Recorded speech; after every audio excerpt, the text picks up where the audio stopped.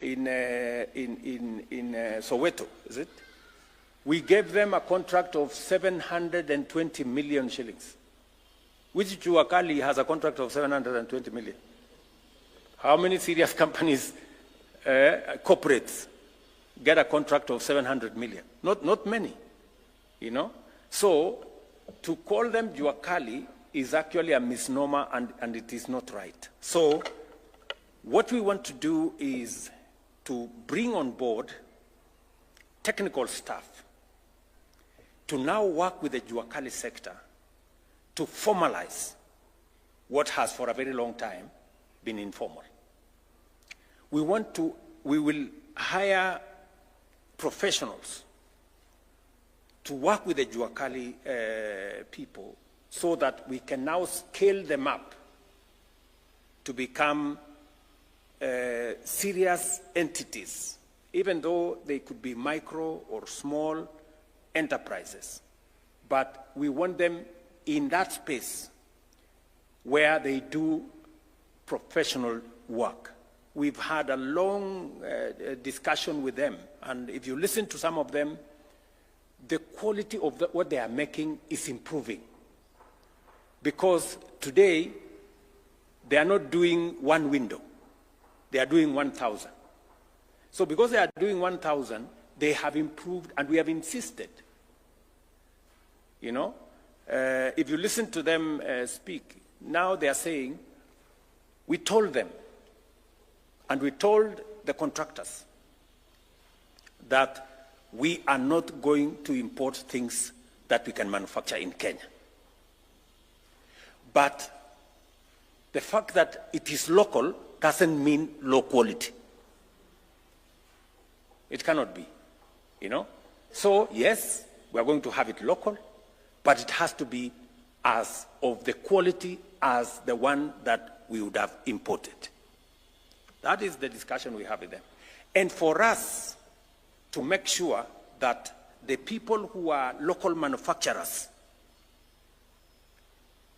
produce quality that is not substandard, high quality products, we want to support them with professionals to work with the Juakali people so that we improve on the quality of what they are producing, whether it is windows, whether it is doors, whether it is hinges, and everything else that we have around that built environment, which we have said will not be imported.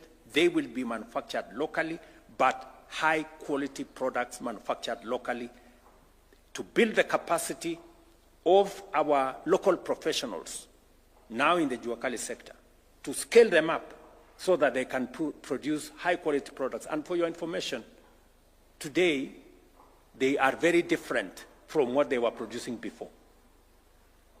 Because the other thing we have done is to standardize the products in this space. When you standardize products, then you can produce them en masse. And when you produce them en masse, you can standardize what you are producing. And that is the space what we want to do with this program. From where we have reached, now we need to take it a step further so that we can work with the Juakali people and make sure that we improve the quality of what they are producing. I am saying this to you as professionals so that you can work with us, you know, as the firms that are working with us in this space, to make sure that we don't compromise on quality. Even as we localize production, quality must remain what it should be. We will also be looking at, as part of this exercise, hiring management graduates who will also support in our project delivery, because this is a big project. We also contractor oversight, because we have so many contractors. And also, the beautiful thing about this project is that the many companies that now are growing, and we've been deliberate in trying to make sure that we grow local construction companies. The beautiful thing about this project that makes me very proud is that all the 170,000 housing units that are under construction, that construction is being undertaken by local contractors. You know? So we are also developing a pool of serious local contractors. We are building their capacity by exposing them, giving them work. Sometimes when they struggle, we support them so that as we build bigger companies out of professional engineering companies and architectural companies, we are also building construction companies that are local, that will undertake this exercise, but also we want to look at the future. You know, we want to build companies that can also undertake regional projects.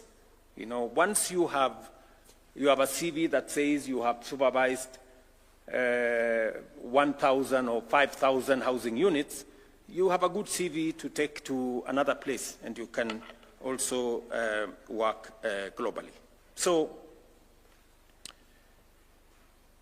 these are the things, the 5 or so things that I want us to achieve using this program, and it is the reason why I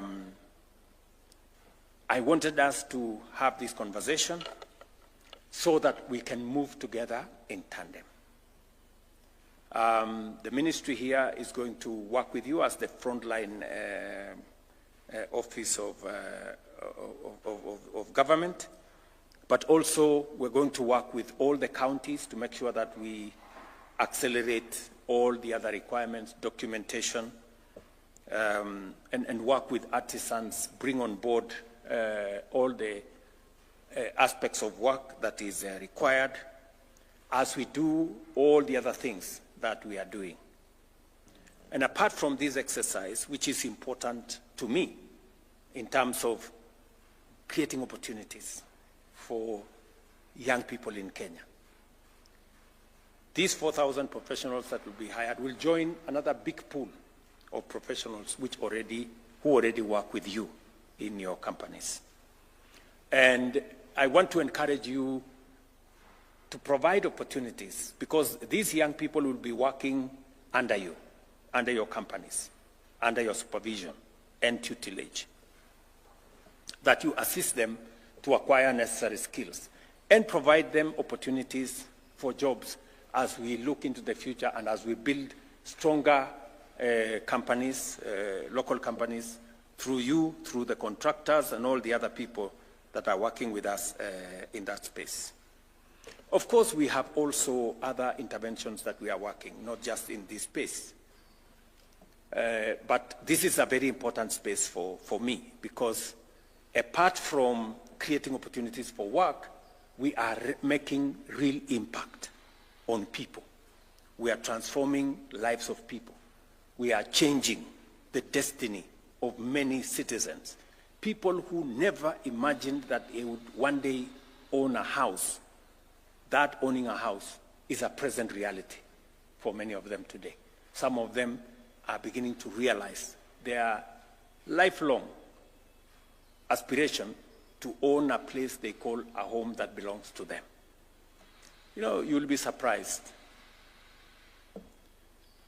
that there are things we take for granted. You know, the biggest thing I saw in Mukuru that was, you know, out of this world is that the people moving from the slums, where 3, 4, 5 families share one toilet for pay, the biggest thing they said was, for once, I have a toilet to myself. You know, you people, you know, you have 4, 5 toilets in your house. You take that for granted. You don't think about it. You know? Go share a toilet with another 2, 3 families, and then you will know the indignity of what that means, you know, and how important it is for us to run this program. You know? I keep hearing people who keep talking, oh, this housing program, who said who told you we need houses, everybody has their own house. You know, you may think everybody has their own house. That is not true. There are 7 million Kenyans living in slums, sharing toilets, with no water, with no electricity, with no roads. You know, we should be sensitive about what we say. So, good people, you know I'm very passionate about this. Very. You know, I'm very passionate about this because I know what impact it makes on people's lives. Because it makes a world of a difference for us to run this program. And I am very confident that this program is going to succeed, and we are going to transform our nation in a phenomenal way. This country is going to change when we are here, when we are seeing. Just watch this space, you know. The transformation that is going on in Kenya, from Mukuru to Mandera to Mombasa to Kisumu to every big town in Kenya today. And it's just 1.5 years. Just imagine what's going to happen in 10 years. How is Kenya going to look like in 15 years, in 20 years of this program? This country will change. We don't need miracles. We don't need magic. We just need to do this. You know, what we are doing consistently, persistently, until it is done. And you can count on my support 100%, making sure that this happens. We must do this for the millions of young people who are looking for work to do. We must do this for the transformation of our country. We must do this so that people can be homeowners. And you see, Hinga and Waziri here have told you, we have a pipeline of 700,000 houses that we already have identified where to build. We have a shortage of 2 million houses. And it is growing. So we are going to be on this affordable housing for the next 20 years before we can meet. Because as we are building, we are chasing a moving target. Because the numbers every day are increasing of people, and urbanization is not an option. 50%, maybe 60% of our population in Kenya will be living in urban areas. And it is not just a Kenyan phenomenon. It is a global phenomenon. And it is the reason why we must prepare ourselves. Either we will have urbanization that is disorganized, where people are going to live in squalor, or we organize it ahead of time and live in a place that we can all be proud of. And I want to encourage all of you that let's focus on what we need to do. I am happy to have a conversation on how best we can deliver this program. I am happy to listen to you as professionals in this space, in the built environment, on how you think we can do this better. I know there will be a conversation about fees. I know you want us to have a conversation about fees. But before we have a conversation, and I have no issue, I will want to have that conversation. But I want us to have that conversation in the context of how do we make this program much more cost-effective? How do we make this program, how do we accelerate the delivery of this program? I am happy to have a conversation. If you promise me that we can do this faster, we can do this better, we can do this much more cost-effectively, we can discuss the fees.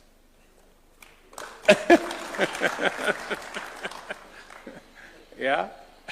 I have no problem, because this is, and I must say, really, I appreciate, I don't take it for granted that the professionals in this space were patriotic, and they said, look, we are willing to take a lower percentage so that we can be part of delivery of this very important program.